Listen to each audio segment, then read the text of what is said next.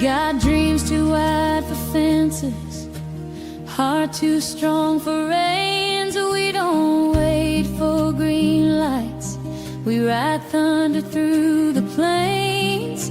Tonight we strike a match for a sister breaking through. Every dollar is a heartbeat, every voice a vow renewed. Raise her up, raise her high, let the fiddle kiss the sky. We're the boots in the dirt, we're the stars on her shirt. Feel that rhythm in your chest. We don't settle, we invest in her courage and her name. We're the fuel behind her flame. She's been bruised, she's been tested, but she never lost her spark. Now we're here to amplify her, turn a whisper to a bark. This ain't charity, it's justice. This ain't pity, it's pride. We're the storm she's been praying for, we're the wind at her side. Raise her up, raise her high, let the fiddle kiss the sky. She's rising, we're with her. She's shining, we deliver. Red cardinals fly,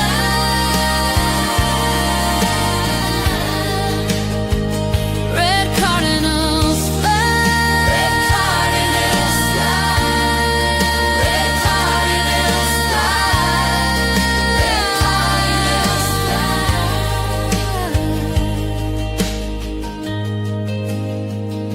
So tap that link, make it loud, let her name echo proud. Alex Earl's gotta go, and tonight we raise her up.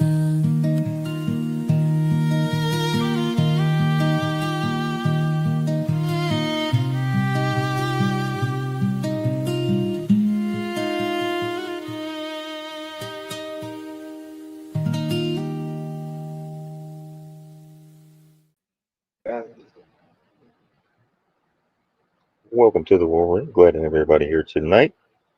It is the day after remember the 5th of November again. I'm just playing. Again and again. So I'm glad we survived that day. Today is another beautiful day, right? We got a lot of weather coming down. Cold fronts heading our way. Not going to get into the weather tonight or sports scores, but we're going to get into some. We're going to take care of a little business around the house, around the casa. Can I say that? Is it still legal in America to say house and casa? Did I say casa? Casa. I'm making sure there's no executive orders that says that maybe I can't speak Spanish on the podcast yet, but I'm just joking. But it's Thursday, going into the weekend. All right, winter's coming up on our heels. And get out there and cover your pipes and your plants. Yeah, it's supposed to get cold next week, right? Somewhere around Sunday or Monday. Yeah. Sunday, Monday, happy days. Tuesday, Wednesday. Well, it's supposed to get 40 here, which is pretty cold. Because that's cold. Cold is pretty like 60. Yeah, right. 50, 58 maybe. 60. Around 70 to 68, we're putting on hoodies. Yeah. Because we've been sweating our ass off all summer. Like 60 is like yeah. freezing, and you've been sitting in 98-degree temperatures all summer long. I know y'all have that same temperature down in Florida, right, Glendia? Oh, it's going to get down to 66, but if it gets 70, I'm cold. I'm looking for a sweatshirt. I love my hot weather. So we don't have a long winter though, thank goodness. We usually have basically maybe 2 months of in and out cold weather. And then it's back to normal. That's about here. What about you, Nadine? Is it cold there in New York? It's always cold in New York. Right?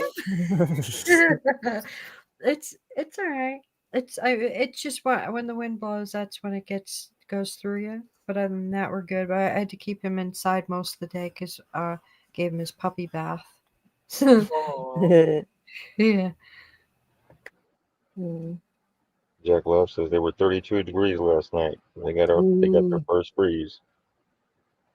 that's cool. Brr. And when I did my 2 years in Florida, there's always one night a year in Florida that it's so cold that you actually your lips start and your teeth start chattering for some Mhm. reason. There was like one night a year that would happen, and then after that, it was done. It was weird. Yeah. I think it's the salt air makes it colder or something. Yep. It's a different. I lived in Tennessee, grew up in Tennessee, and the winter is totally different than it is down here. It is different. Yeah. Grand evening from Edward. Love and light from Hanover, Michigan. I heard they had a hunter's shortage in Michigan. There's just too many deer. I'm sure there's probably some guy down here in Texas going, damn it, he ain't seen a deer in 2 years sitting up in them stands. Yeah, but Mhm. like Probably thinking about moving to Michigan. somebody brought up a good point. They're probably tired of paying them for all the stuff to do that. Right? Yeah, I was just Everyone's thinking that waking up. too. Yeah. And then they harass you. Like some people Yeah. saying they're really bad in Michigan. Like if you're hauling home some a deer, they pull you over and then they start harassing you and then If you're fishing, they count your fishing, fish. they walk up and count your fish. Mhm. Crazy world we live in, man. Isn't it weird? Meanwhile, Yeah, don't those people know anything about the chemtrails, like the environmental people, like the environmental cops? Don't they know about the chemtrails and all that? And they're counting fish. It's phew. I can't. I would not want to be them when the freaking time comes. I would not want to Right. be them. Exactly. Right? Anybody else out there expecting some rough weather coming up in your area? Yeah, I believe people aren't buying licenses. Right. Right. Oh, okay. So they don't know the real number of the real hunters because they're not buying the licenses and they're Right. probably hunting on their own property. They're Mhm. waking up to that stuff. They're like, I can pay for nothing. None of this crap. Right? Right. We should have never had to anyway, and to begin with. Welcome to planet. Exactly. Welcome to the prison planet. If you want to fish, you must purchase a license. Right? I mean, We pay to live on this planet, and we shouldn't. It's Yeah, it's disgusting. crazy.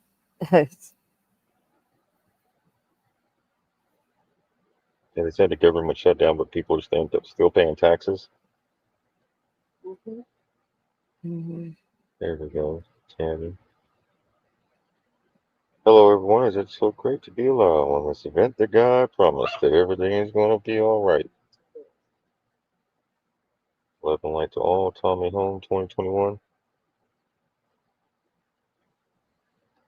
Delphine says her son's got an 8-point with a bow. There you go. Wow, nice.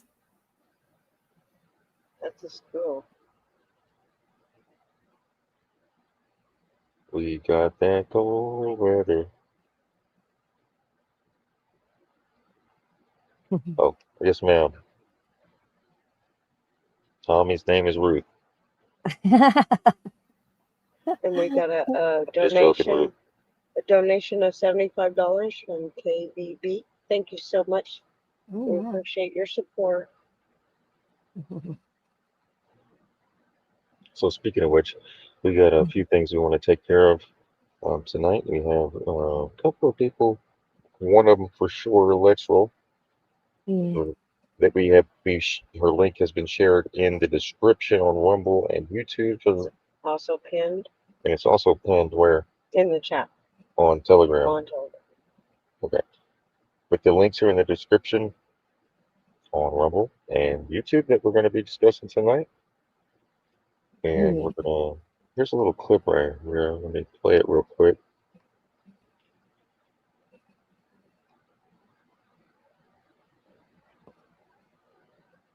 Help a veteran regain independence and hope.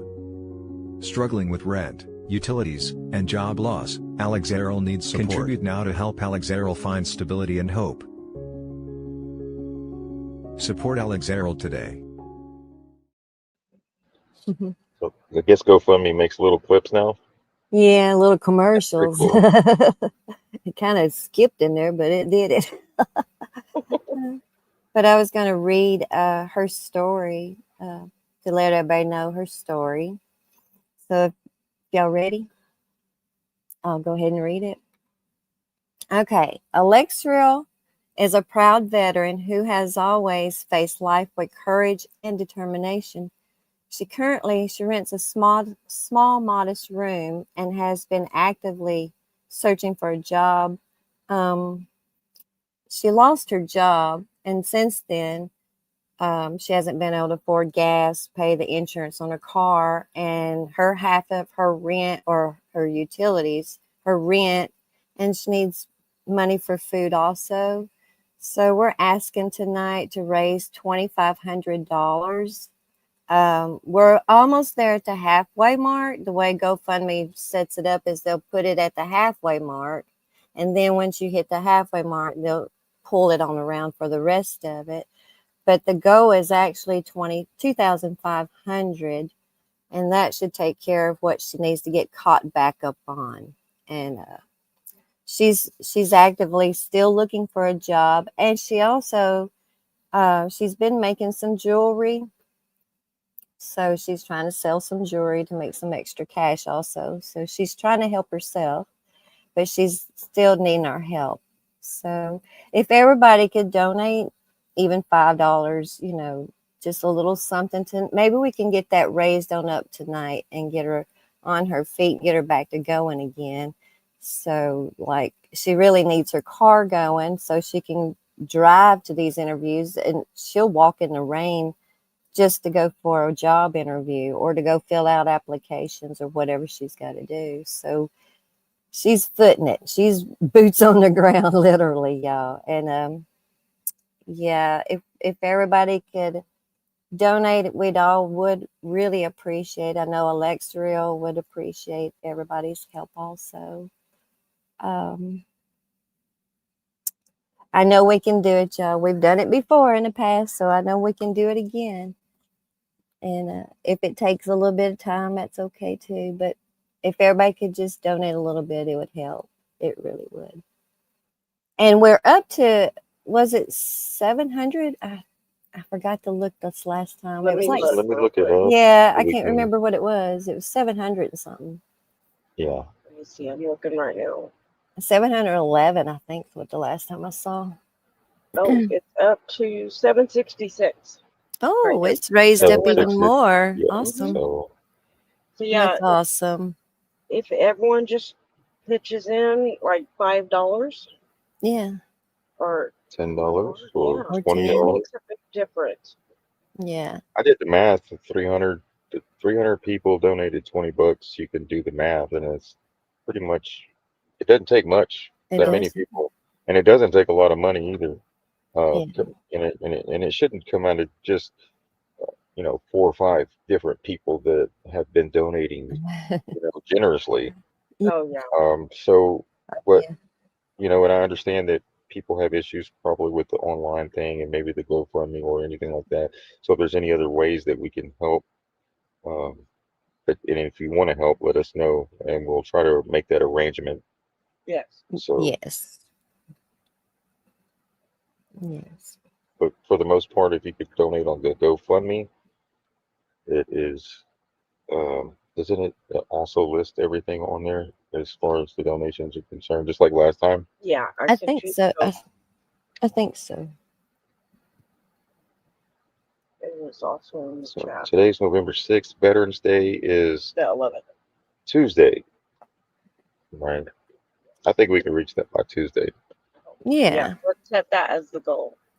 11-11. Do 11-11. Yeah. On Veterans That's a good Day. number. Yes. So we want to thank everybody in advance for your help, and also for even the past um, times that you helped. We greatly appreciate it. Very much so. Very much so. It's been a couple of months since we've done this. We said we were going to try to do it once a month, but for the most part, we've been doing it sporadically in the chats. There's different people in our tribe and groups that need help. We have a lot of elderly people, Social Security, and they don't pay much, and then they No. barely give them food stamps as well. You know what I mean? So, Right. And they uh, cut some. and then you have our elderly. They're not only are they on Social Security, but they're raising their rent, and that's really putting them in a bind. That is the worst part. And Rent. Yes. it's already illegal to be homeless in America, Yes. right? You've seen what they're doing with the homeless, and they don't deserve that. No. And veterans don't deserve that either. No human deserves that. How about that? Yeah. Exactly. But That's most important, sad. yeah, Yeah, that's what I said. We pay to live on this planet and we shouldn't be. This is ridiculous. Especially for our elders and our people in military, out of the military. we're gonna start charging rent for these deer and stuff around here in these birds. Right. They've been freeloading too long. Too low. We got to figure out a way to track and trace them. They'll just get out of here. They're smart. They're They're like, yeah, right. like carbon footprint. What?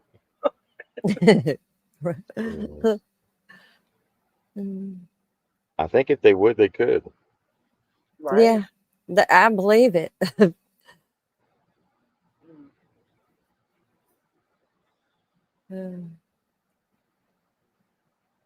We just got all stand up and start pushing back and saying, nope, I do not consent to that bullshit or that stuff. That's it. That's it. Exactly. Right. So they're talking about the what's that? New York Mayor Mondani. Yeah. Right. Well, they're saying it's talking about taxing the rich. Well, they're already fleeing New York, all the rich people. So they were like, who is he going to tax? All the billionaires are in and out. They're even leaving the country. So the lady pulled up the statistics, and it's like, there ain't going to be any billionaires in New York. They're fleeing. So who are they going to tax? I don't know. New York, I don't know. Not going to be too bad there. At least in the inner city, in the main city, right? Mm-hmm. I didn't realize there was that many billionaires that lived in New York. Wow. Well, yeah, I know. How many was? I mean, think about it. That's where like all the main corporations are, like their hubs, right? Mm-hmm. Other than California. Yeah, and then the city, it's come up here too, in the second and third and fourth freaking houses. It's a mess. And they litter and they put their garbage out on Sunday when the garbage guy doesn't come till Tuesday or Wednesday because they're going home back to their little, house in the city. And it's just they're just the kind of they're just not good. I don't want to get all involved in it. They're just not good. I'm here again, like I'm fantastic. They're those people. And Yep. it's just and you get them in the grocery stores and they're like they're looking around like huffing and puffing.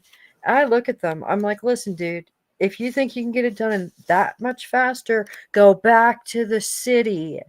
And they look at you like all hurt. And I'm like, yeah, go back.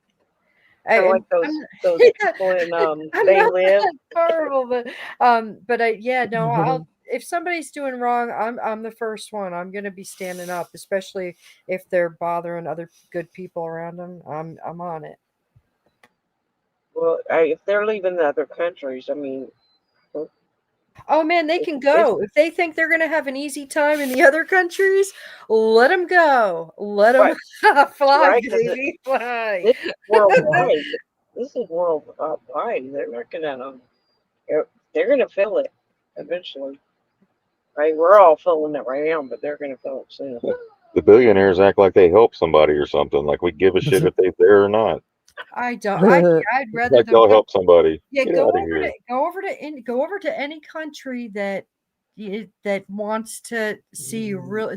There's going to be countries that are going to want to take those people, and I would not want to be them. That's another group. I would not want to be you Right? because they haven't been doing anything but feeding their everything that was wrong and not good. It's not. It's like the Mason thing. Yeah, I did this. It was so good. And then meanwhile, they feel like they can go do some evil over here because they did good over on that side. And it's like, nah, nah, it's not. It's changing. God help you. God help you. Where was it? That Oh, guy. hold Where on. was that at? In Africa. That guy in Africa barbecued. Was that in Africa? Yeah, No, that was Haiti. Haiti. Hey, Yeah, he was saying that a lot of the billionaires went over there, and they were chasing them out of their homes. They built homes wow. in like um, impoverished, near impoverished communities, and was like having all the people there in the impoverished communities working for them, like cleaning their houses, cooking, all that. Yeah, they were running them out, and he said there was only one or two that agreed to help him help his people, and because they were scared to death. Yeah, Mm. they were afraid they were going to get killed. So yeah, you don't want to go to another country. They're not too welcome in other countries that we've done a lot of damage to. Yeah, especially if you think you're going to go over there and buy the land up Exactly. Mhm. real cheap and then build a mansion on it next to the freaking, um, People that are hurting. next to the slum. Well, not slums, but people that maybe not have as much. Yeah, that live in freaking sheds with tin roofs on them and shit. You know, Yeah, a TP or a hut. it's, I just lived yeah, up next to this hut. Mm. It's those those huts in Jamaica are well made because after that hurricane, the jealous lover came through. Patricia, Melissa. Melissa, the jealous lover. They're jealous of us. When Yeah. when that hurricane Melissa hit Jamaica, the tin roofs on the house on the huts were still there. Yeah. I was like, look, their stuff is. They make their stuff good. Oh damn! If that hurricane would have hit Houston, it'd have been all kinds of shit all over the place. Oh yeah. Mhm. Houses or whatever, there'd have been some destruction, but not Jamaica. That's right. They're supposed to make these houses for hurricanes, but down here in Oh Florida, it's like, okay, whatever. It's still to get blown away, half of them. It's like, yeah, I whatever. know. I think they do that on purpose. For Hmm. real. Something. But I heard people were saying their insurances premiums are going like double. Sky high. Yeah. Yep. A lot So of people are yeah, leaving Florida because of the insurance is going so sky high. They can't afford it no more. It's more than their Yeah, uh, house payment, I reckon. It's yeah. I crazy. posted that Southern Living. He's Hmm. a he drives around Florida. right. He shows the areas there, and like some of the areas were like, what was that? Fort. No, I keep Fort wanting to say Fort Fort Meade. Myers, but yeah, that's it. Fort Meade. Yeah. It was just a ghost town, and he goes to all these places, and they're Yeah. like houses abandoned, totally. The grass is like way up, totally Hmm. just got. Where'd everyone go? It's crazy. He ran off the lawn crew. Yeah, exactly. That's what Dude. he said. The lawn crews are Yeah. gone. They can't. He said the businesses can't even find anyone to cut the grass. Dude, do y'all know how much money you can make cutting grass? Right? I know people that started with a Get me lawnmower and a on weed eater and they're ride millionaires. lawnmower. Right? No, for real. For real. Well, it's just I've how watched. people see it. It's how people see other people, and once that stops, then I mean, sitting around with your suit and tie on all day isn't going to be the coolest thing. Like, No, people have got to start figuring that out. that's right.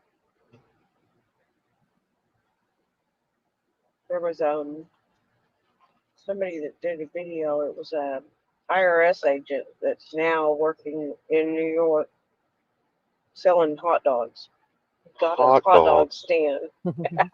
Maybe that's what Mike was saying. Get your hot dogs. Like everyone's gonna be getting a hot We're gonna be selling hot dogs on the corner. Yeah. We'll be the upcoming millionaires. Hey, I tell you, right around here, the Hispanics have those taco trucks, and man, that's some Oh, they're good good. tacos, and they are packed all the time. You know they make money. Mhm. Yeah. Yeah, they do.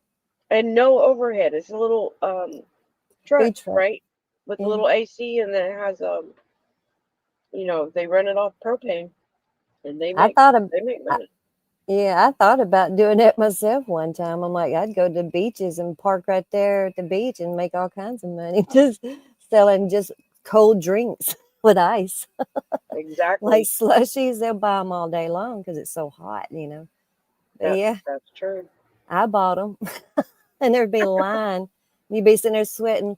Whew, is this line ever gonna get there? It's true. You make good money. Yeah. Make them healthy though. Fruit Yes. slushies, healthy fruit slushies. Yeah. Oh yeah. So they were talking about 3D printing houses here. Did I open that? I thought I had. Oh, okay, I do.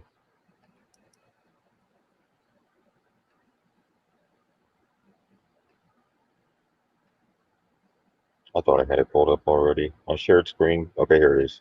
So I would We're constantly seeing land How cost rise, construction costs. Go ahead, Nadine. I would have. There you go. A 3D printed house right there with that Mhm. snow and the lake or whatever it is. Perfect. Right. We're constantly construction costs rise, and we're thinking about how do we achieve affordable housing that's resilient to Houston's climate. Well, the answer could be knocking on the front door. An entire neighborhood in Houston's Hobby area is about to be 3D printed. Our Gage Golding is getting a look at the blueprints. So this is Zuri Gardens. It's Houston's first 3D printed hybrid home community. Nestled along Martindale Road near Hobby Airport, this land is a blank canvas, so to speak. A perfect place to print. I was like, that's exactly what we need for Houston. Vanessa Cole, the builder and developer of Zuri Gardens, walking us through her plan to build an affordable and sustainable community. 80 homes, each with a 2-bed, 2-bath layout, and priced in the mid to upper 200,000s. Not far out of reach for the first-time home buyer, especially up to $125,000 in down payment help through grants and loans. And we're at the intersection of technology and attainability, which is what we're really excited about. So this is our version 2 construction printer. The technology side coming from Ethan and Tim from Hive Assemble, a home 3D printing company based right here in Houston. So we'll print a 10 by 10 foot wall in about 35 to 40 minutes. It's mesmerizing, right? It's almost one of those ASMR videos that you'd see on TikTok or Facebook. What they're doing is they're printing layers. Now, for the house behind us here, they need 9-foot tall walls. They'll have to put down more than 200 of these layers, but they can build that entire first floor in roughly 4 to 5 days. These homes are called hybrids, meaning they'll print the first floor and use traditional construction for the second, a happy medium with a rather distinct look and unusual strength. Really, no storm can blow over these walls. No water can damage them. No bugs can eat them. They should be forever materials. Making them safer, affordable, and even sustainable. They're not using typical concrete. It's a special mix that dries super fast that is also eco-friendly. That's a byproduct of coal and energy generation traditionally, so there's a lot of recycled and reused materials. already in the system. They'll start printing the first home next week, just in time for an open house next Thursday. All 80 homes could be done by summer 2027. 3D printed, we believe, is the future of housing. In the hobby area, Gage Golding, KPRC2 News. So that kind of takes away from masonry work, right? Yes. Handmade homes. I'm not saying it's bad, but I'm just saying that technology, it's almost like we just watched a Walter Cronkite show from '67. Remember how they were showing us how the houses in the future were going to be built? Yeah. Oh, It's kind of what that felt like.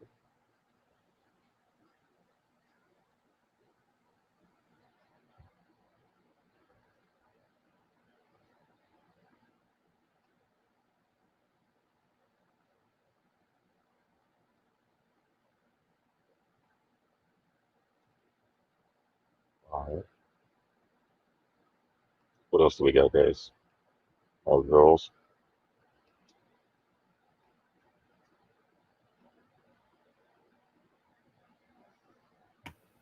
You want ideas from us?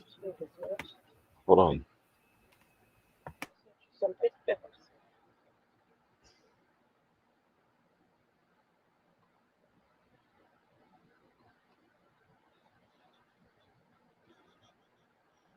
I kind of like that idea of a printed house because think about it. If you could design it any way you wanted to, that'd be cool. And then it'd be bug proof and everything. Heck yeah. Oh yeah, we Make were it watching just some, build it. What? homes in New Mexico, and they make theirs out of adobe. Those are really nice too, and they're supposed to keep it really cool inside.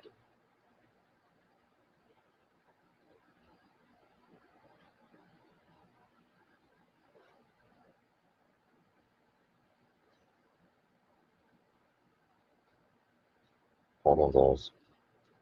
I have to find some here.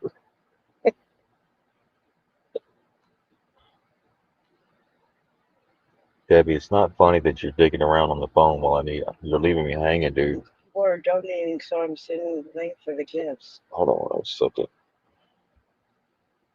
Give me uno momento.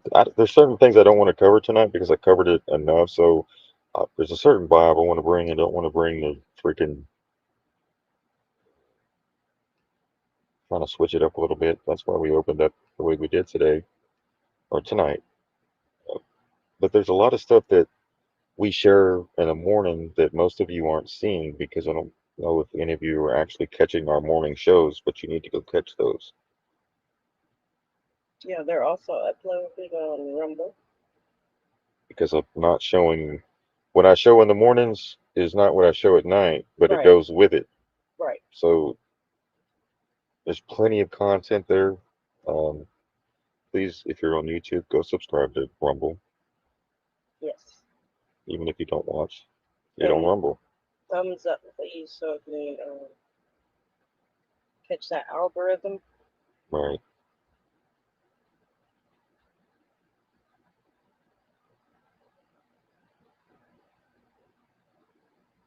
So let's see what else we got here. All right, let me download this real quick and play it. This one is about moms in postpartum depression. Yeah, they're linking it to vaccines. Oh no, Maxine Waters. Vaccines, yes, vaccines.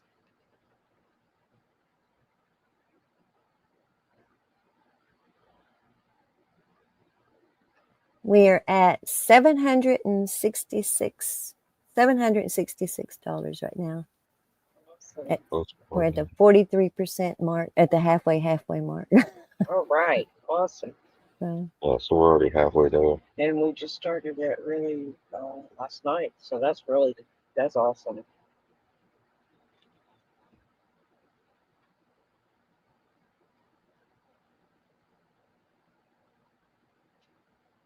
Know what the leading cause of postpartum depression is? The leading cause of postpartum depression in pregnant females. The prenatal vitamin. 44% of the women in this room have a gene mutation called MTHFR. I'm not going to tell you what the nickname is for this gene mutation. MTH. Yes, it is called that gene, MTHFR. 44% of you have this gene mutation. It is a complete inability to process folic acid. If you can't process folic acid and your OBGYN tells you to take a prenatal vitamin with 1400% of the folic acid, guess what happens? You go nuts and you become depressed. Eventually the pregnancy ends and you stop taking the prenatal vitamin and the symptoms go away. So you blame it on the pregnancy, not on the vitamin. This happens to thousands of women because you don't know that you have this issue. Give me the one that Oh, Luck and Rose? has a skip. Have you watched this one? Yeah. Okay. What, Luck and Rose? There.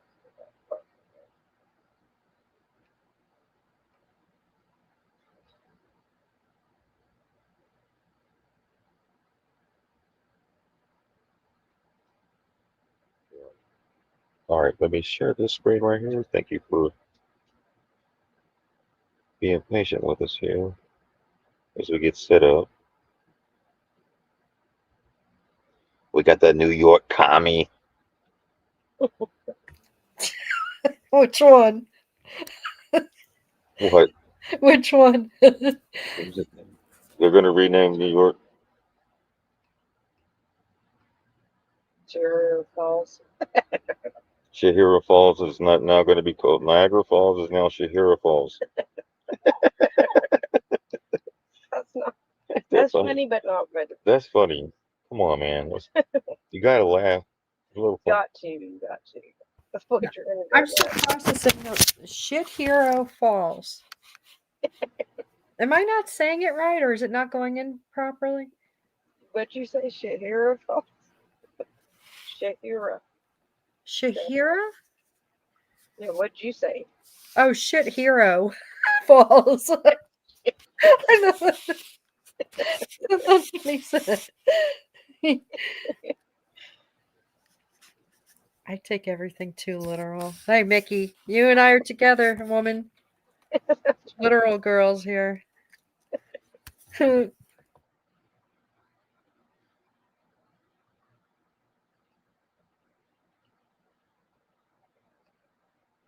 Thank you. I'm getting it.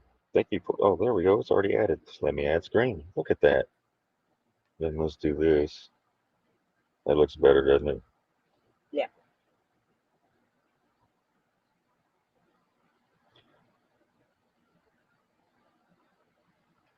Everybody's freaking out over the buddy. Everybody's freaking out over the socialist when we've been in a socialist type government forever. Since 1933, when we got Social Security, social Medicaid. social distancing. Yeah, they were telling you we've been in socialism. All right, so which one are we covering this one? Americans should stop showing up to work. It's all a scam. Every morning, millions of Americans drag themselves out of bed before the sun even rises. Tired, anxious, and already thinking about the bills that need to be paid. We rush through our routine. All right, so look, I don't know how else to say this, but Americans should stop showing up to work. It's all a scam. Every morning, millions of Americans drag themselves out of bed before the sun even rises. Tired, anxious, and already thinking about the bills that need to be paid. We rush through our routines, grab us a cup of coffee, sit in traffic, and convince ourselves that this is what it means to be an adult. But what we're really doing is showing up day after day just to keep paying for a life that never feels like ours. We've been taught that this is normal. We've been taught that our sense of worth comes from how much we can produce, how busy we stay, how hard we grind. We've been told that struggle builds character and that exhaustion means that we're doing something right. But what we call work ethic is really obedience training. It teaches us to ignore our own exhaustion, to confuse pain with purpose, and to worship the same system that keeps us living in survival mode. At first, the system love bombs you. It tells you that if you just work hard, that you can be anything. You can go anywhere. You can have everything. You can have your Jet 2 holiday. It feeds you that American dream fantasy, one that promises you freedom if you stay loyal and compliant. But once it has you hooked, then the tone changes. Now your worth is just tied to your productivity. You give it your energy, your peace, your health, your time with your family, your youth. And in return, it gives you debt, burnout, and just enough comfort to stop you from walking away. Working in this economy is like being in a toxic relationship, but on a national scale. You ask for more, it gaslights you. You should be grateful that you even have a job, okay? All these places, they ain't paying what we paying right here. You have an opportunity, and you should be grateful. You should be grateful, okay? You get sick, it abandons you. You speak up, and it punishes you. And when you finally break down, it replaces you like you never even existed. Just like a toxic partner. It keeps you believing that your suffering is proof of your value. It rewards your loyalty as long as you're convenient. And when you finally start to see the truth, it shames you for wanting to leave. We've all seen this cycle before. We watched our parents, our grandparents give their entire lives to this system. We saw them wake up before dawn, work double shifts, and come home too tired to enjoy the little time that they had left. We saw them sacrifice their dreams for stability, only to retire sick, broken, and barely scraping by. There's no gold at the end of this rainbow. There's no carrot at the end of that stick. Even if there was, even if you did reach it, you realize that you paid more for that carrot than it was ever even worth. The system has taken enough from us already. It's taken time, family, health, joy, and generations of potential that we can never get back. It took our elders' strength and gave them empty promises. And now it's trying to take the next generation's hope. So for those who can, for those who can see through it, maybe it's time to stop feeding it. Maybe it's time to step back and start to think, why are we keeping this thing alive? Every time that you clock in, you are keeping this machine running a little bit longer. And for what? Haven't we lost enough? Haven't we suffered enough? You might think you're just doing your job, but if you follow the trail of where your labor goes, then it tells a different story. That burger you flipped, that package you delivered, that floor you just cleaned, all of it funnels upward. Your time becomes their profit. And that profit doesn't just stay local. It moves through corporate networks, hedge funds, and lobbyists, ending up in the hands of the people and institutions that invest in war, pollution, privatized prisons, and political manipulation. The people who benefit the most from your labor don't even know your name, and they don't give a fuck either. They see you as a statistic, an expendable gear in their global machine. And while they're building empires off of your exhaustion, they're convincing you that your only purpose, that your only value in life, that the only reason that you exist is to keep this machine running. Meanwhile, ordinary people are losing access to everything essential: food, housing, healthcare, stability. Parents are skipping meals so that their children can eat. Elderly people are choosing between food and medicine. The government cuts assistance programs while grocery chains are doubling their prices. And somehow those corporations still post record-breaking profits every quarter. Healthcare tells the same story. People avoid the hospitals because they can't afford the bills. Even those with insurance end up in debt. The system profits more when you stay sick versus than when you heal. And when you see it from that perspective, it doesn't look like healthcare. It looks like financial punishment for being a human. And housing is no better. The rent is rising while the wages are staying the same. You've got neighborhoods filled with empty luxury apartments while people are sleeping in the neighborhood in tents and in their cars. Banks, landlords, the developers, they treat shelter, one of the most basic human needs, as a commodity to be traded for profit. And through all of this, the same system tells you that the problem is you. You just need to work harder. You just need to get better with your money. You need to be financially literate. You need to save more. Okay? Oh, you just need to get a better job. Go out there and just apply and go find you a better job. Okay? It's the same manipulation cycle as any narcissist. Blame the victim, never the abuser. Make you believe that your pain is your fault. But here's the truth. You are not the problem. You are the source. You are the reason this country functions at all. You grow the food, transport the food, cook the food.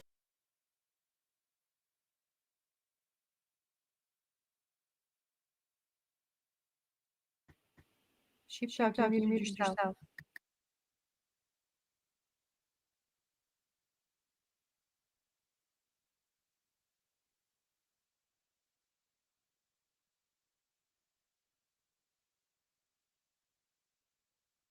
Food, serve the food, and clean up after it's been eaten. You build the homes, repair the streets, teach the children, care for the sick, and protect the vulnerable.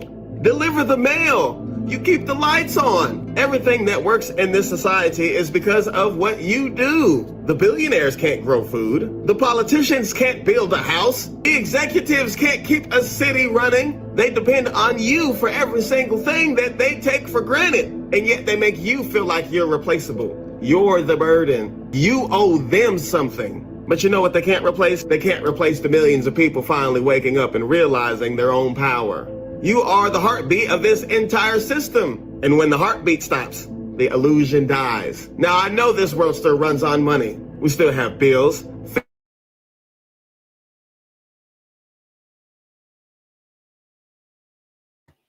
We can't hear it again.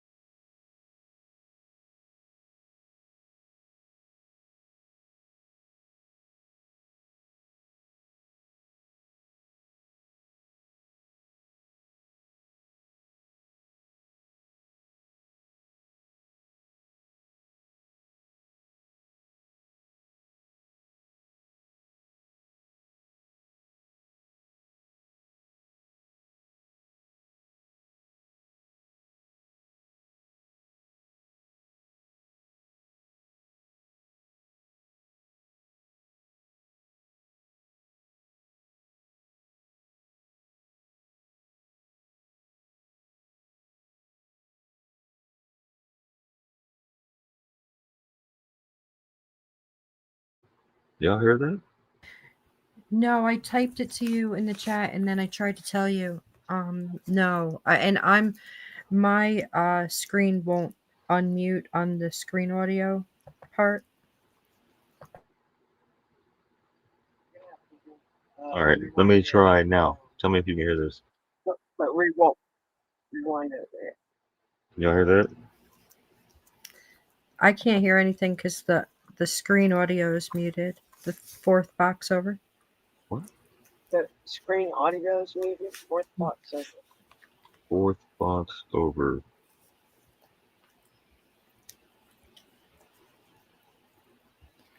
Yeah, when you guys mute yourselves, then I'm not allowed to unmute. Okay. Yeah.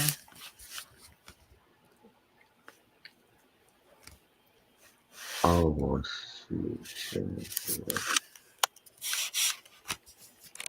How long was it going? Wow. It was just like maybe two minutes or a minute. Oh, about 10 minutes. Wasn't that? No, wasn't that bad? Yeah, I have to say. It's all There good. you go. There I'll you keep go. at it. All right, tell me if you can hear this. That's exactly how this system We're will good. react to. Huh? Got We're it? good. We're good. Yeah, Okay. Can't replace the millions of people finally waking up and realizing their own power. You are the heartbeat of this entire system. And when the heartbeat stops, the illusion dies. Now, I know this world still runs on money. We still have bills, families, responsibilities. So I'm not telling everybody to just run off tomorrow and quit their jobs and just live off of good intentions. That's not reality. But there are ways that we can start reclaiming our power right now. You can stop overworking. You can stop volunteering for extra shifts that break your body but barely increase your paycheck. You can stop sacrificing every ounce of energy for these companies that would replace you without a moment's notice. Save some of that energy for yourself. Save some for your family. And as we start to pull back some of that energy from them, we can start redirecting that energy towards each other. Start growing food with your neighbors. Start training skills, resources, and knowledge. Support small farmers, local builders, and independent creators. Teach what you know and learn what you don't. Form community networks that don't depend on the same corporations that are exploiting you. Every time you invest in people instead of profit, you take that power back. When you stop showing up for a narcissist, they lose control. At first, they lash out.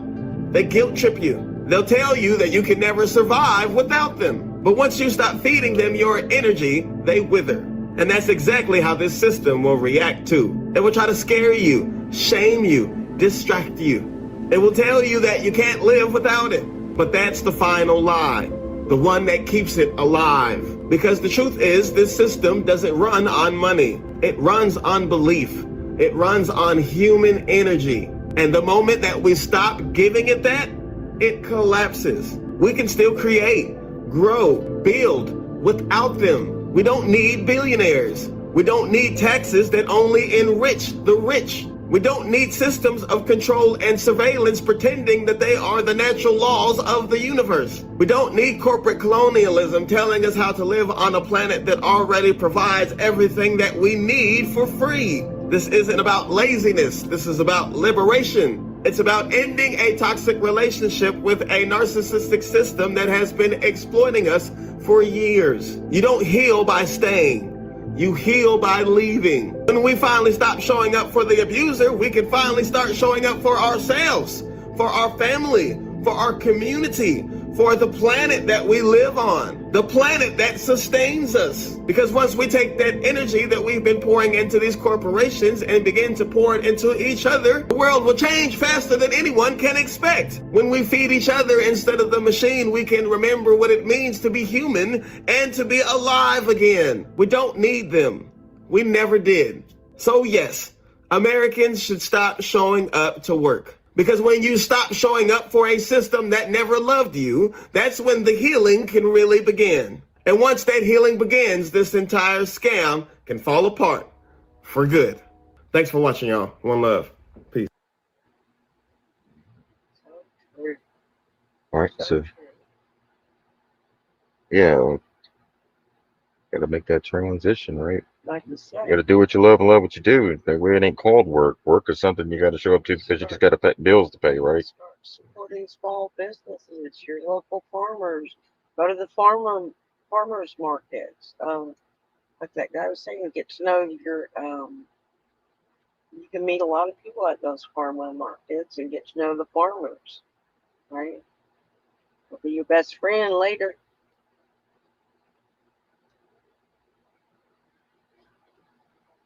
Right. So it's all about energy and directing it because we don't think of our time as energy. We just think of it as a time, right?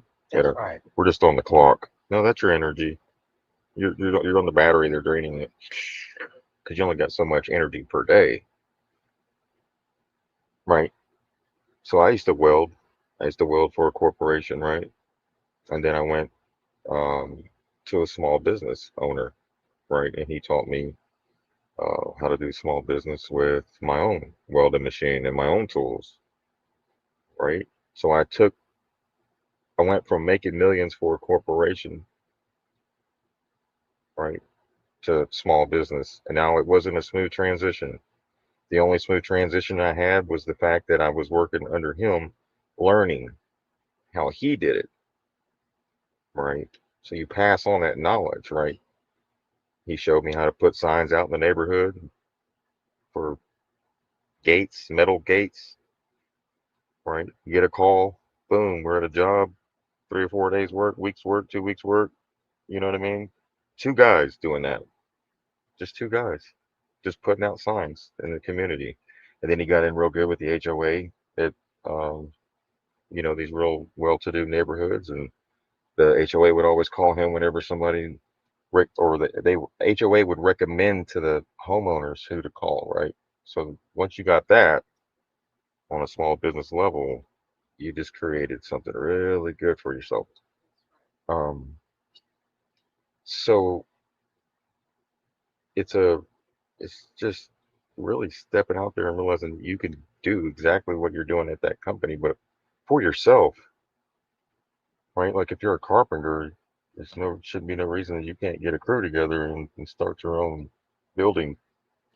Right. I mean, yeah. It I shouldn't mean, be. You don't get need. creative. Get creative. Now's the time to be creative. Right. You know what would get me is when you put in all that time at work and then they're like, we reached our mark, Oh, $10 million this month. And I'm like, damn. yeah. And when they reach that mark, they I'm want like, you to go. damn. They always wanted to go higher than that mark the next We time. made somebody $10 million in 30 days, folks. And you get I what? did. Me and four other guys. Right. Think about that. But you didn't get nothing out of it. But you made them. You met that mark for them, right? Well, I get a bonus at the end of Christmas. Right. Which they tax the crap out of. Little bonus, $250. Yep.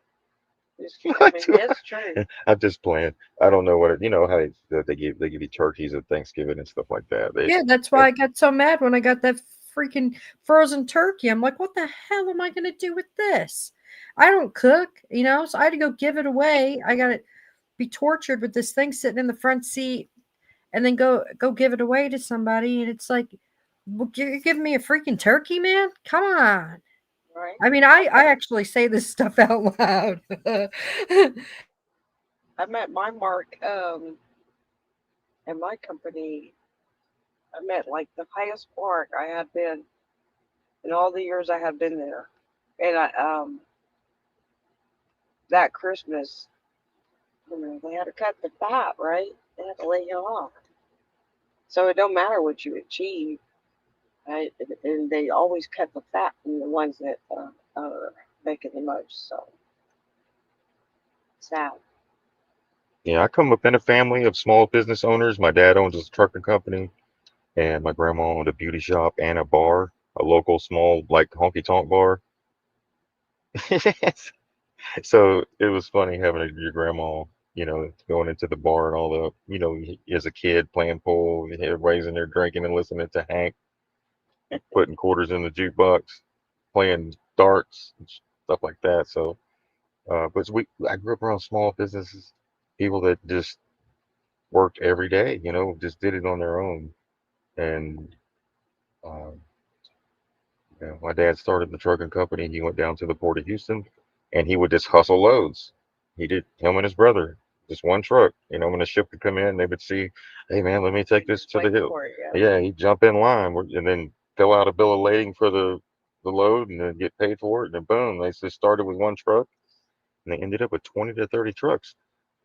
So that rarely happens these days. Now it's just big corporations like Swift, stuff like that, right?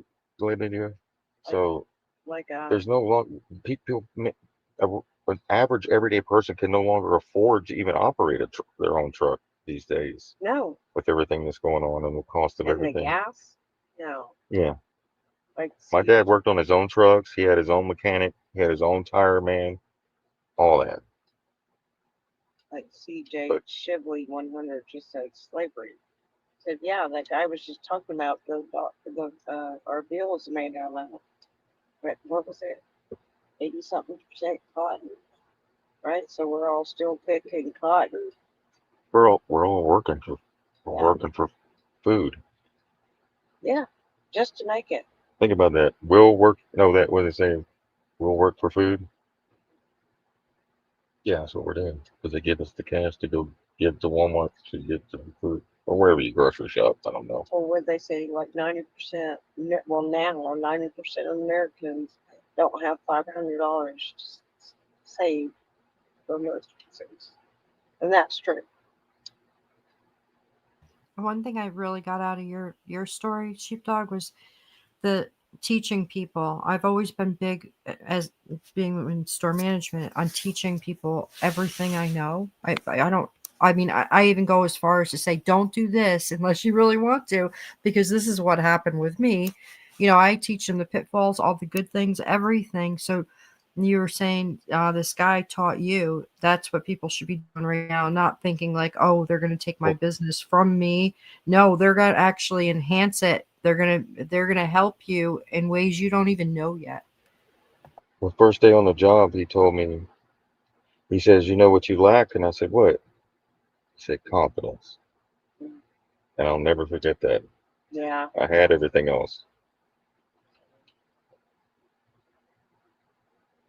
Like,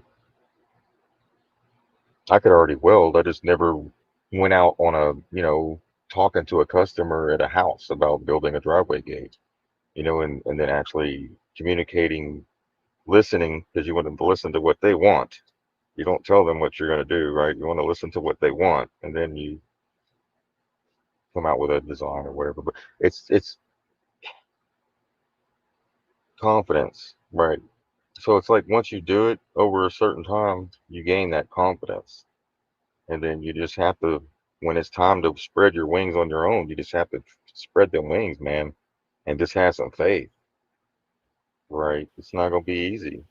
That fear, that initial fear part of going to talk to people Yeah. you don't know is really great to get over that. It's a really interesting transition once you do.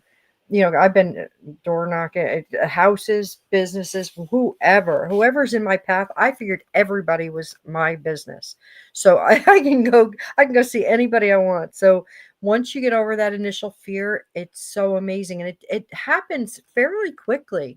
People couldn't imagine how quickly you can get over that fear of going to different homes or businesses. You can really do it. Because moving forward, it's going to be about services, right? Yeah. Yeah. Your skills. hmm But Like right whatever now, if you skills. had a truck, a lawnmower, and a weed eater, you could be getting some contracts right now from all You this, make furniture. this, You this weld. You instant fix cars. You mechanics. Mobile mechanics is a good thing. If you're a natural mechanic, healing, anything like that. a lot of people need their cars worked on, but they can't afford these damn taking it to the damn shop prices. Yeah. So if you can get somebody to drive around as a mechanic, then you got a lot of work, and then That's what fair Mike weight. said. 'Cause Mike was good on cars. He said that's what you talked about. The mechanics are going to be very needed. Yeah. Uh, bread makers. We had our little call them pop shop grocery store down here. We got independent businesses putting their stuff in there now, which I thought was cool. They're selling homemade sourdough bread, which was really good too. So it's not about quitting your job. It's actually quitting the dead end part of it, where you're But you're just not showing up appreciating just to pay bills first off. And if it's something you love and you're doing it for a corporation, why haven't you split off yet and did it on your own? I know a lot of amazing cake makers that are working at a grocery store, Yep. bakery. And it's like, dude, you got so much talent. Like if you guys really realized your own power, y'all could split off and go start a shop across the street, and you would take all their business. Like not saying do that, but I'm just saying like you gotta jump out there, follow your dreams. Like maybe some of you it's already you're a little older in life. Well, support those small businesses, right? That's what we could do. Encourage others, start them. Jewelry making. Anything. We got so much stuff in the sheepdog swap just from that, and the different things that people can make, handmade, is amazing. And then there's more of that that can be added. Oh yeah. But anyways, let's continue. We pretty much.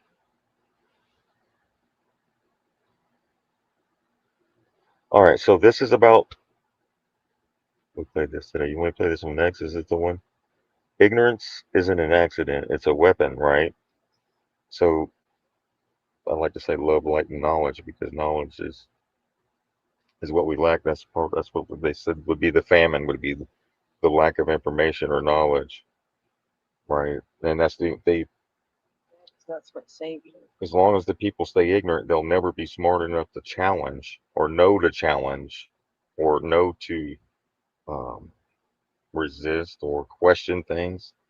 You just so this is all about. So he's gonna go. It's about 10 minutes clip right here. he's going to talk about. This is from, what channel is this? Hold on, real quick. This is from 10th Amendment Center. You go like and subscribe.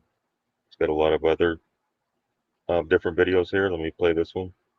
Ignorant and free. It expects what never was and never will be. Thomas Jefferson understood what most people ignore today. Freedom isn't automatic. It has a prerequisite: knowledge. History is absolutely filled with tyrants who've used ignorance as a weapon to expand their power and control.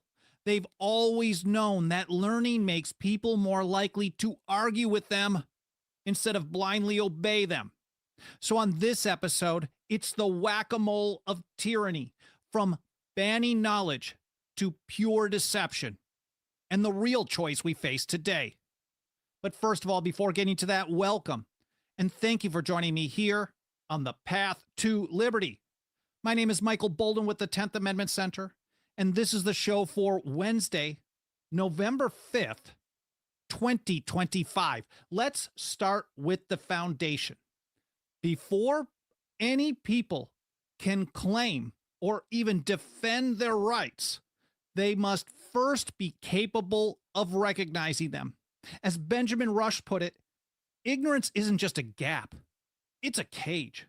He said, freedom can exist only in a society of knowledge.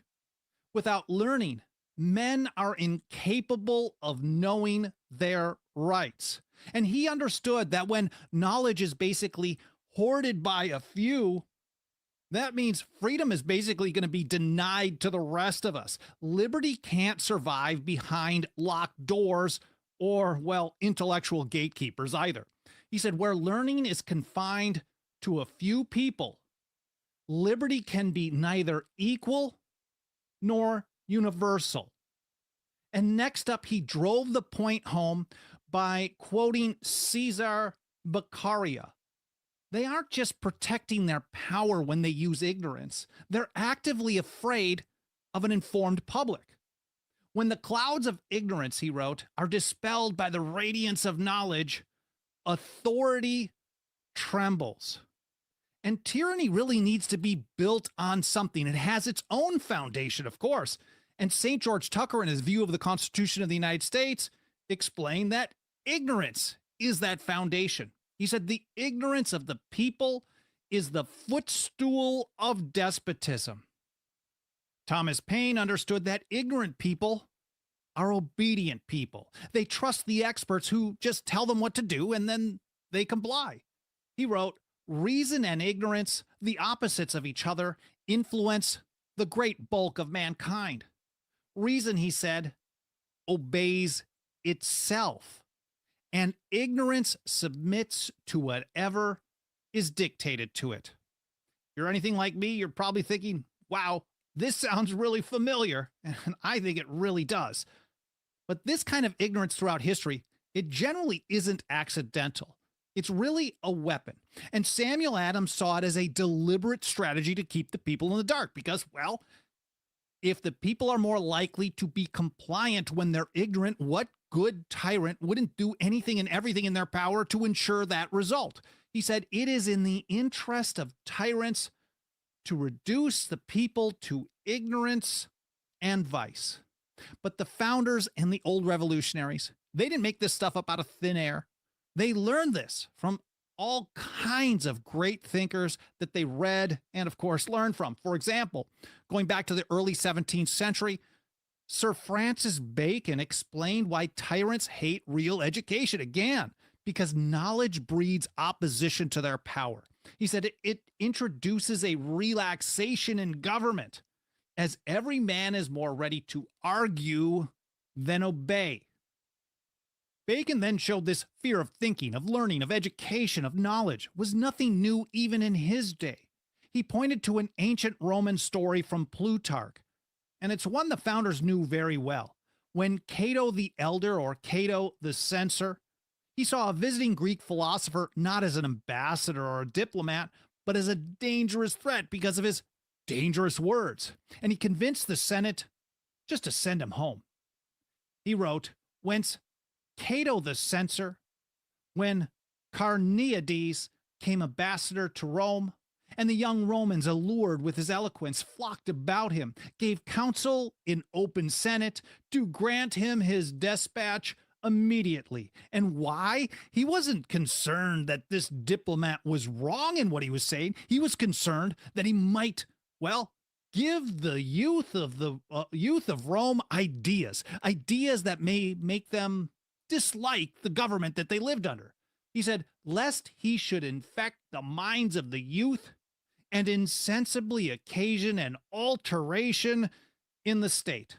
And of course, that was ancient Rome. There are many other examples like this throughout ancient history. But in 1765, John Adams wrote about what came after that. And he examined well over 1,000 years of European history, somewhere from around the 5th century through the mid-16th century. And he identified how, well, tyranny maintained itself throughout the continent by intentionally spreading ignorance.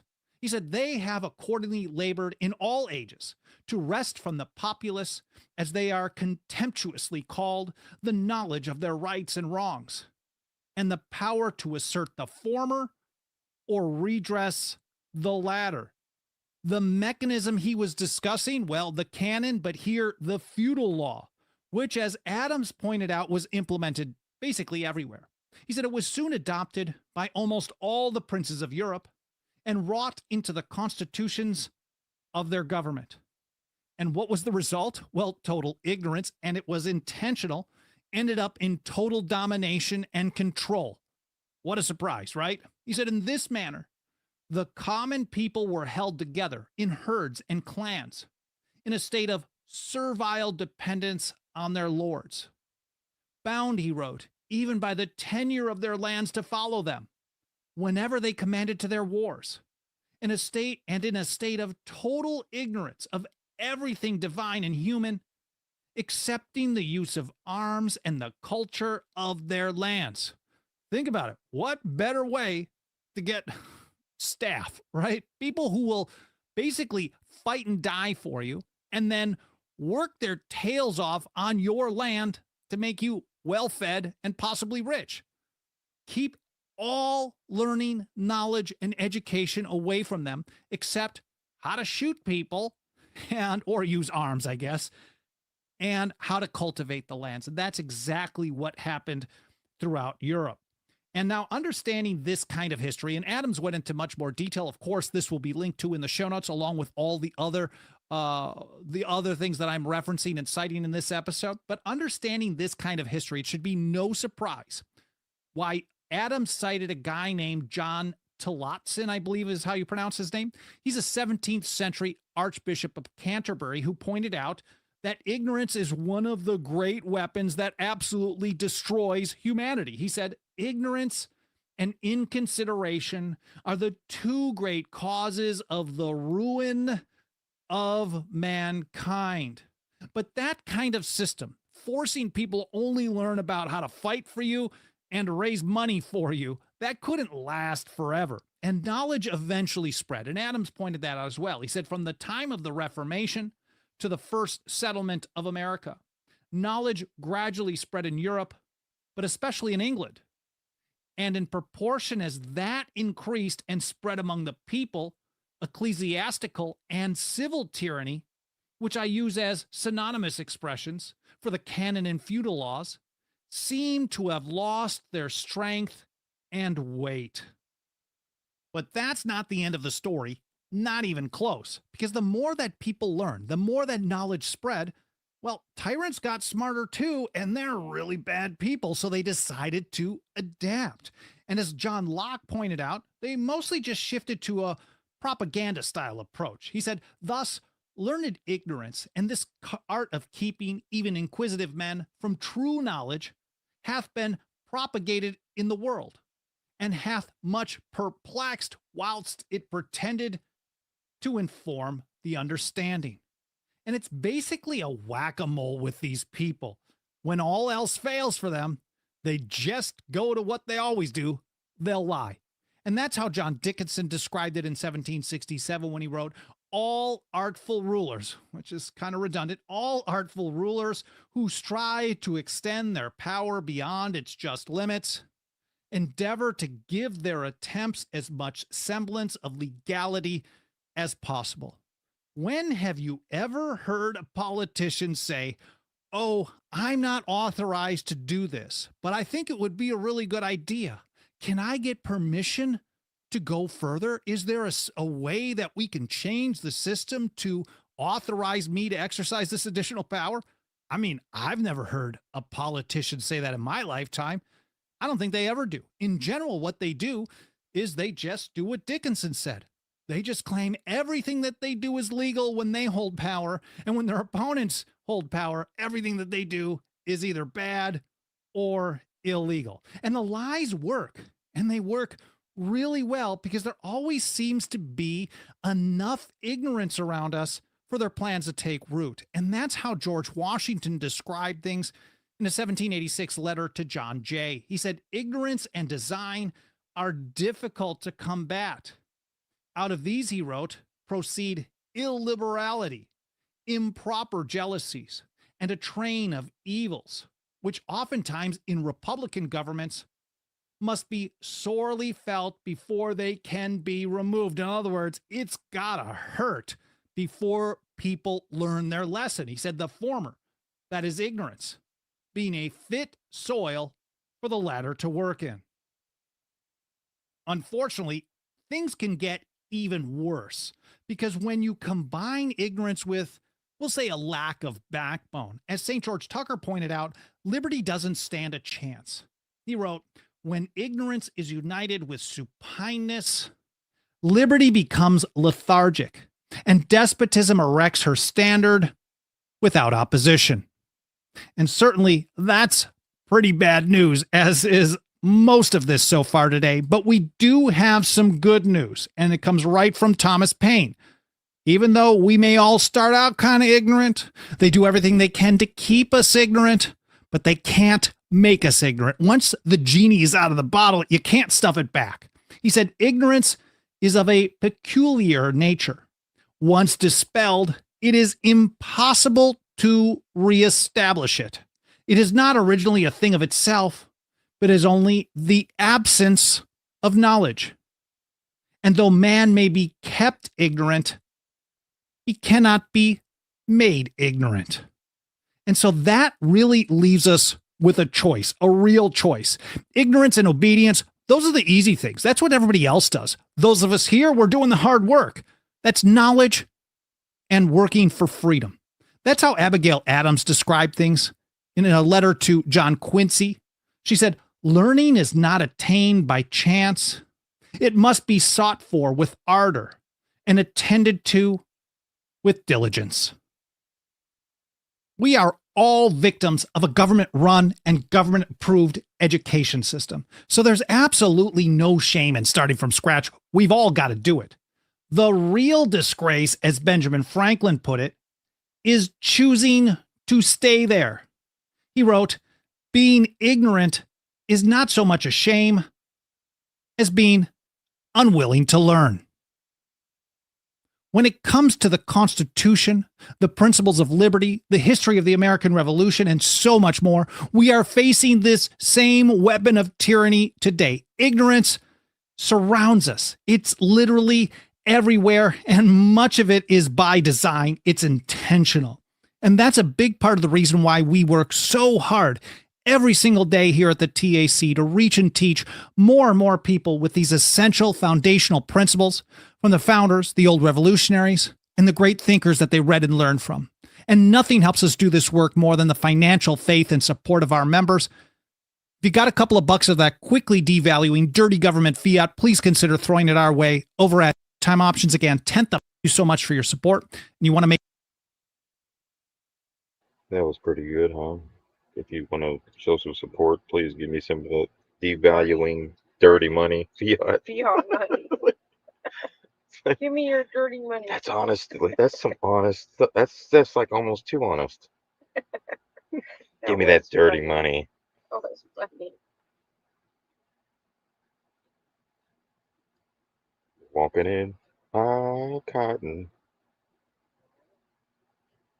Is that the high cotton they were talking about there? Yeah. I think so. So y'all see the issue here? They kept the knowledge from the people so they could control us. You understand that? Right. Right? They took our power from us and made us believe that we work for them. Right. They flipped the whole board upside Flip down. the script. It's upside down world. So knowledge is the power, but it's also putting that into action. So we've been on the And right. that's what they're scared. Right. They fear you awake. Right. Because they have the knowledge, and they kept us ignorant, so Right. they could always stay on top, right? Like the Empress said, she said it's not fair. It's not right for those that know that take advantage of those that don't know. That's right. You get what I'm saying? That's what she was saying. She was talking about also in these lodges as well, right? Oh yeah. Hmm. Right. So that's it. I mean, that's the revolution right there, and it will not be televised. It's free in your mind. And realize that we've always had power. You ever been? Welcome rooms. Yes, ma'am. Yes, ma'am.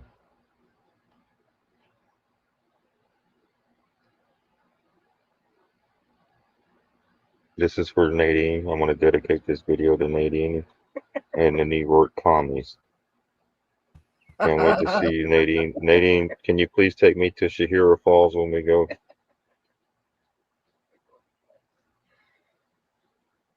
Who is Shakira?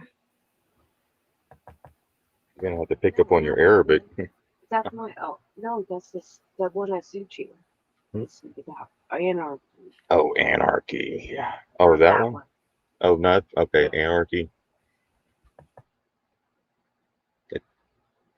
So, Oh, is it because we say Sharia and people in Texas say Shahira? no, we say Shahira. I don't know, Glendia. We say Shahira. The other one, I'm not even Shahira. going to attempt to Sherry. say the other one's a little too rough.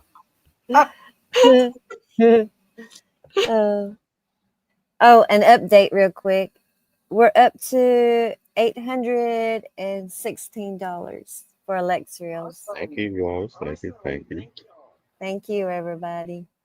Let's keep it going. We got to get it on up there. That's right.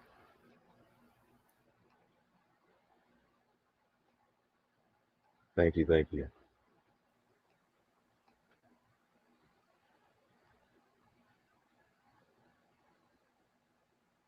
If a nation expects to be ignorant and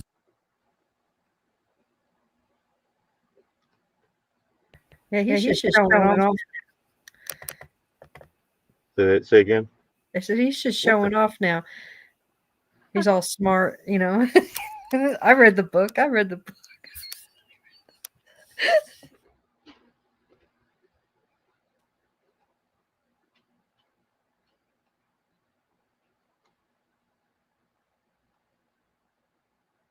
So this video is basically describing the scenario where most people think that the politicians being there actually, or how's it go? People, we live in this illusion like we can't move forward as a society without certain politicians being in place, or all hell will break loose, right? They're there, and it's keeping everything intact. It's keeping people from freaking out. If you didn't have these politicians in place, the whole society would collapse, and then there would be anarchy, Right. total anarchy. And it's like, okay. So he's going to portray this from that perspective. I've never met any of our representatives ever, or ever even seen them. Right. So that tells you a lot. I've seen more politicians in the military than I have locally. They don't, you know what? They don't do anything locally because they know that their constituents, they call us constituents, because their constituents, it wouldn't look too good when it came time for re-election. if they had evidence of town halls where the community was pissed off. You notice they don't do town They don't halls? know. They should be doing town halls. And therefore, they're avoiding accountability from the people. And they're also avoiding that visual being showed to the rest of the community because of election time. So as long as they keep everybody in ignorance and they can continue the show, that's why they're being told. That's why these politicians, they all live in DC. The only time I see them is in DC. They don't even live in their district. Right. Right. They were showing me that during with Pelosi and all them. They don't live in their districts. Like Dan Crenshaw, he's local, right? And when the hurricane hit last year, I was asking the people in the propane line, I was like, where the hell is Dan Crenshaw at? He was like, that's a good question. I'm like, yeah, ain't it? Ain't it? Right? Anyway, so this back to the point. Talking about anarchy, total collapse of society.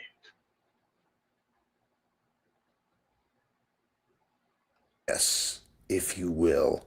A shocking change has come over the world. Political systems the world over have collapsed. And not only have all governments fallen, but by some strange occurrence, which doesn't really make any sense, so just sort of take this part on faith, no one believes in political authority anymore. Governmental laws and taxes have collapsed, and with those, all of humanity's faith in political power. With no rulers to obey and no governments recognized as legitimate by anyone anymore, anarchy has taken over. Now, having set the scene, let me tell you of the apocalyptic horrors that would ensue. You awake as the sun rises on a new day in this lawless and uncertain time. With much trepidation, you hesitantly peer out the window. It kind of looks just like it did yesterday. Somehow the sun still managed to rise without politicians telling it to. Bracing for the worst and mustering all your courage, you step outside. Some of your neighbors are also standing around on their lawns, looking around, wondering why the world hasn't immediately devolved into some Mad Max dystopia. Surprisingly, your neighbors still seem to be the same people they were yesterday, and don't at all seem inclined to murder and eat you. You inform them that the feeling is mutual. But surely this is only the calm before the storm. Surely without tax collectors and bureaucrats, without politicians telling you how to live, without cops trying to ticket you for not having the right sticker on your car, surely it's only a matter of time before the world descends into hell on earth. But in the meantime, as you stand around, it occurs to you that you're kind of hungry. You mention this to a neighbor, and the two of you decide to embark on a daring expedition to the 7-Eleven just down the street. It's a nice day, and you take a casual stroll and are struck by the conspicuous absence of marauding gangs of bloodthirsty cannibals. Your neighbor, having planned ahead, brought along his aluminum baseball bat in case a zombie apocalypse were to break out. When you arrive at the store, you see that it's open. The usual guy behind the counter looks a little uncertain, but he tells you that he still kind of likes money, so he decided to keep selling stuff to willing customers, should any show up. He also informs you he won't be collecting sales tax anymore.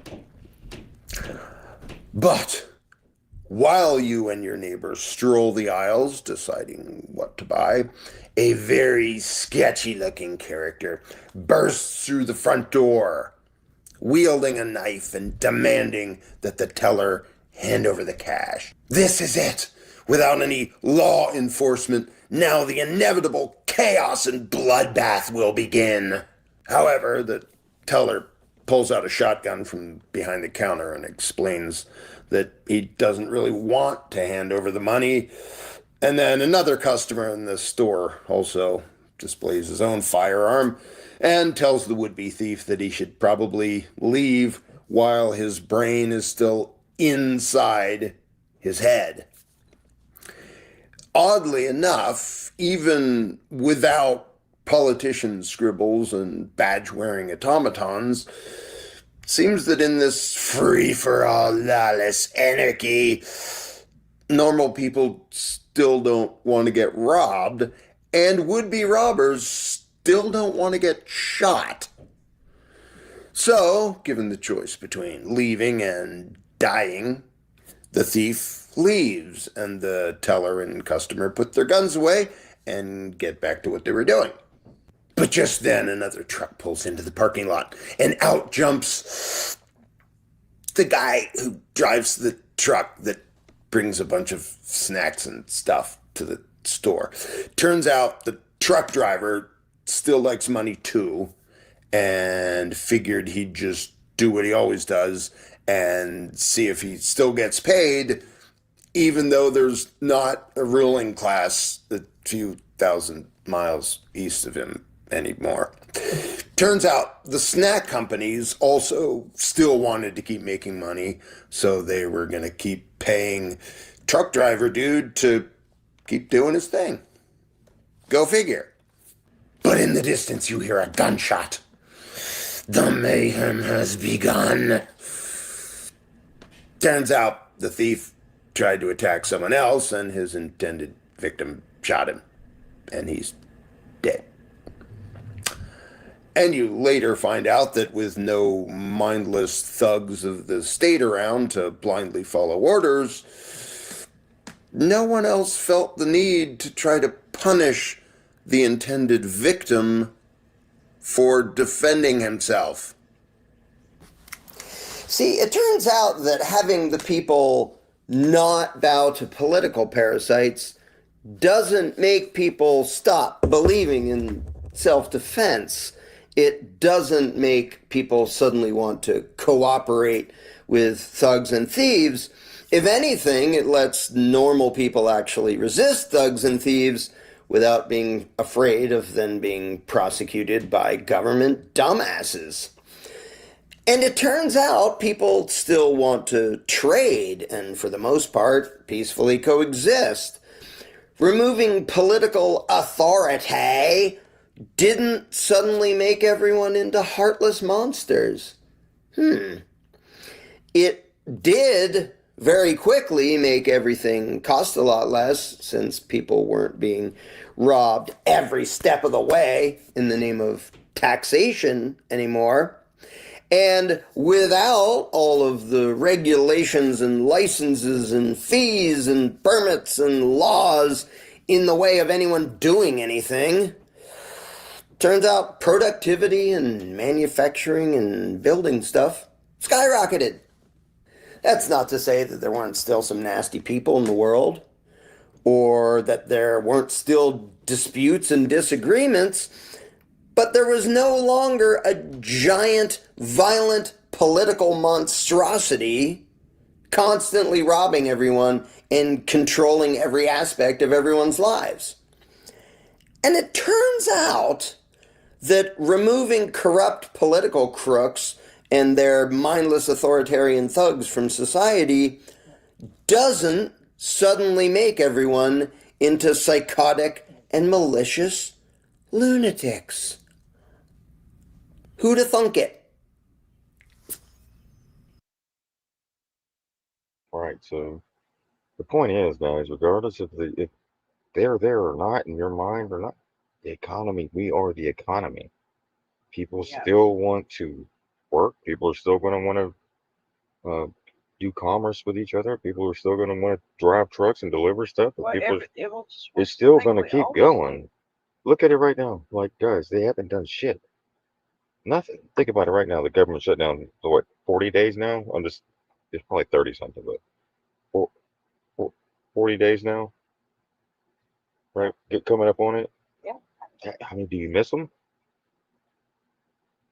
I mean, have they showed up and brought you breakfast every day and all of a sudden they're not there? No, it's an illusion. Oh, you see what I'm saying? So it's an illusion to think that we can't do without or someone telling us what to do. It's an illusion, right? They're supposed to represent us, and they have not represented us. They represented their donors. No, that all they do is write on Oh, so what? A billionaire wants to pack up and leave. It ain't like he could think about that. You got a hundred billionaires living in New York, and you got how many homeless people in there? You're telling me these companies don't even know don't even have a soul No, they to don't. give back to their communities that they make all this money in? They don't. It sucks. Just suck all the energy. Give me everything you work for, all that paper, right? Don't go invent anything. I got it for you. Stay tuned. We're gonna have a new laptop, new Game Boy out, new console, new TVs. Consume, consume, consume. Right? We were inventors. We're co-creators. We're what makes this thing go round, right? Not the system. That's just an illusion, right? So that's his point. He's trying to drill it home to people. This isn't a left versus right issue, right? He's just telling you when roads need to be built, does a politician go build the roads? No, No, the we people do. do. When the communities get destroyed, who jumps in and feeds the community? Who rebuilds the community? The people do. Always With have. our back, us. It's not freaking Congress, right? So once we get over that hump, then you'll start waking up to, you know, real freedom. Right, like that guy was saying that Social Security, all that, like Medicare, Medicaid, that's socialism. That's unconstitutional, completely unconstitutional. But we let that go. We let that go for years. And look at the people having to pay the price for that now, right? The seniors are getting hardly nothing after Right, years and years. And how much money did they put into that out of their paychecks? They should be millionaires, right? right. Living comfortably. Uh-huh. They deserve that. You got to fight for the elders now, especially if you're young, because it's going to be you later, and you got to get a head start. You know what I'm saying? You got to start swinging now. Don't wait till it's you.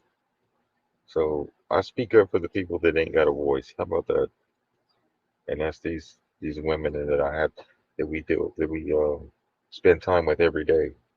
Those are the ones that are feeling it the most. And with the rent going up and Hey, their Congress, their their rent's going up. their food stamps isn't they didn't get up to begin with, but we're trying to help. But man, there's so many people that need help. It's something we got to do something because this is not still gonna help. It's But, not working. but Congress still gets their paycheck, even though the government shut down. They ain't missing nothing. They ain't even getting deducted nothing. Hell, they asked for a raise not long ago, And on and top of the insider trading they do. and there's no jobs. Going through that transition, you got to push people out. Uh, Oh, so, no, for one of those people or something.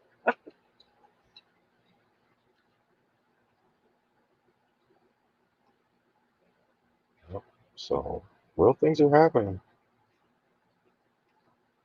A bunch of layoffs at the airport. I talked to a guy that works for the airport.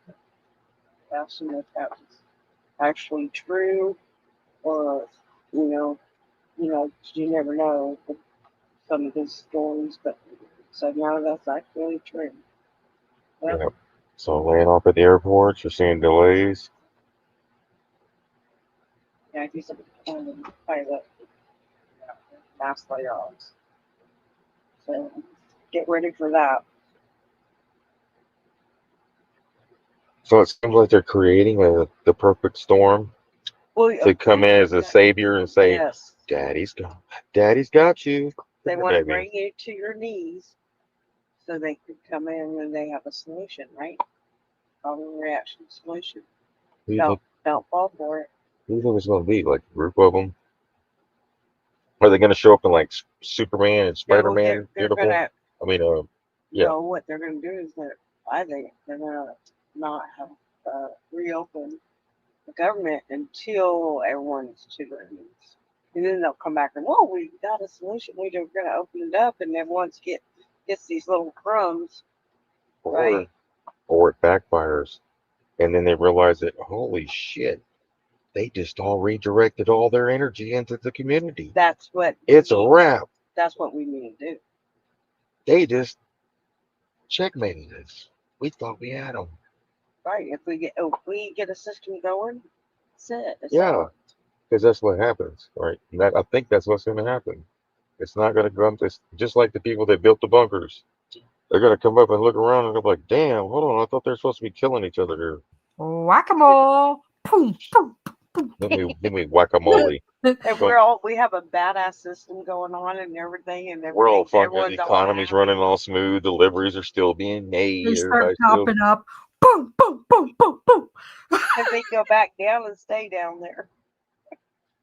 Oh, I'll go down there. I'll go down there. Sheepdog and I will go down there. Right? Oh, I'll take a big old they stick. can't come back I'll, up. I'll take a walking cane. That's crazy. No, if they can afford $1 billion bunkers with our tax monies, that's where your tax monies went. They tell you you went to this and this, so we all fight over each other. When it's actually to build those things. oh, in this case right here, ooh wee. They're covering this one up. This case right here, You don't even want there's to not a whole lot coming. Yeah, I know. But according to I guess. according to the victims, and they were 16-year-olds. Oh, He yeah, likes them young. I'm sure. He liked them young, That's dumb, and ready to that get off is- of a ticket. every Yeah. woman That's what I'm in saying. the audience just went, ooh, ooh. Yeah, he looks creepy, huh? Oh, good Lord, yeah. I was going to Yeah. ask you, what'd he do now? Because he looks like he's done a lot. He would ask for sexual favors to get them Right. out of their sentences. And the whole community knew. Like everybody knew that's what went down. Like according to one of the victims, she was 16, and then she's older now. She's like 30 or 40. But it's like all the women knew. There were hundreds of victims within the community that this was taking place, right? And what happened, according to reports, is this judge here had the number of the daughter of the sheriff who was underage. Yeah, he went in there and did all that. But this is this uncovers some pretty it's abuse of power on a level, and how they can cover up for so long.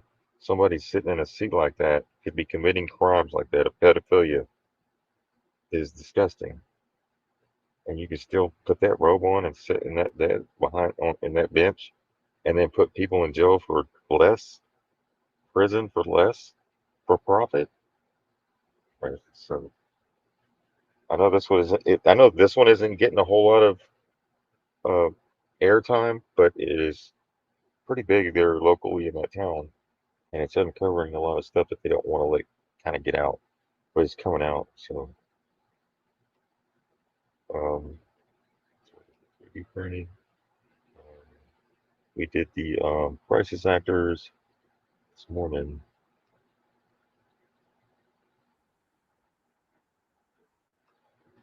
Did that, and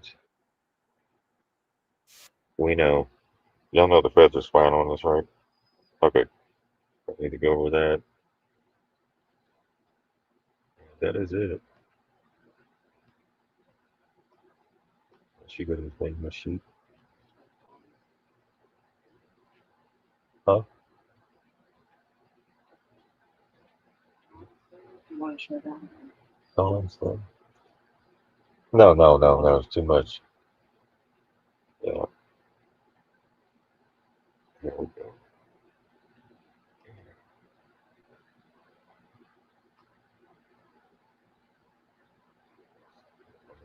Screen here.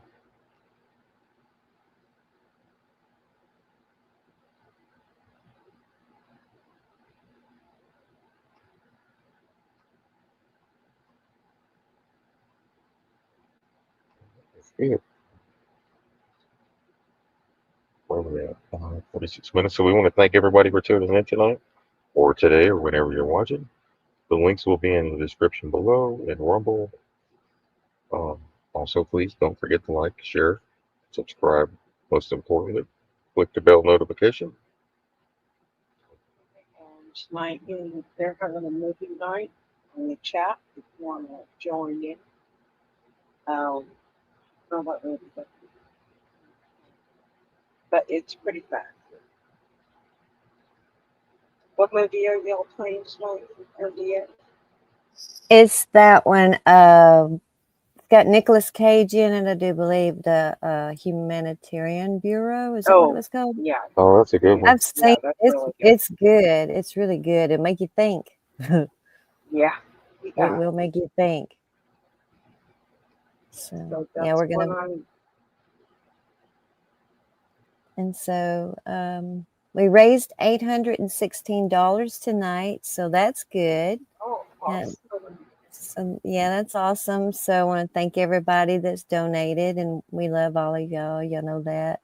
And it'll still keep going for, until we get that goal. So if you weren't able to donate tonight or whenever, it'll still be going. So everybody will have a chance when they can to donate. And if you want to share it out, you can share the website, the GoFundMe website out. So it's all good. But we're getting there. Yeah. We're getting there. Yeah, that's pretty awesome. That's great. I said that to me. The GoFundMe one. Which one? Let me make sure it gets this. Okay.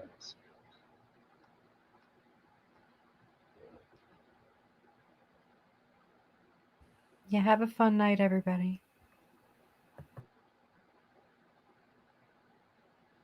Good night, everybody. Love y'all. It'll be in the description below. That's okay.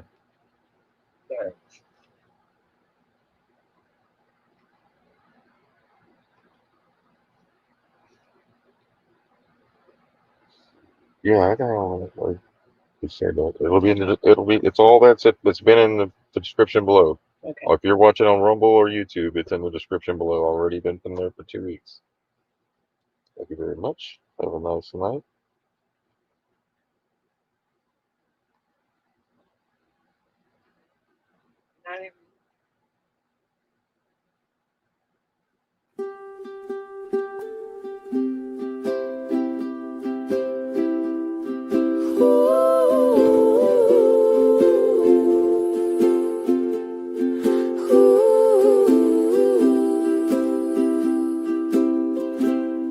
She walks through the rain with her head held high. No car, no fear, but stars in her sky. Cut for a bed, dreams in her hands, making beauty on a TV stand.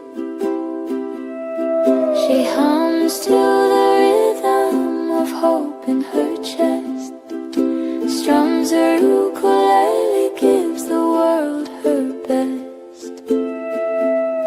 She walks like a warrior, sings like the sun, never asks for help, but she's never done. She's a veteran of silence, a queen of the fight.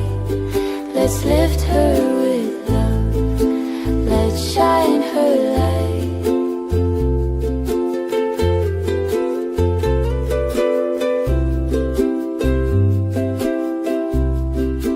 Jewels from her fingers, stories in stone, each piece a prayer, each beat a home. She's looking for work, she's walking for grace, but the world moves fast and she keeps her pace. She hums to the rhythm of hope in her chest, strums her ukulele, gives the world her best. She walks like a warrior, sings like the sun, never asks for help, but she's never done. She's a veteran of silence, a queen of the fight. Let's lift her with love, let's shine her light. She's not broken, she's blooming slow, like a desert flower after winter snow. She's not asking, but we hear her call. It's time to rise, it's time to stand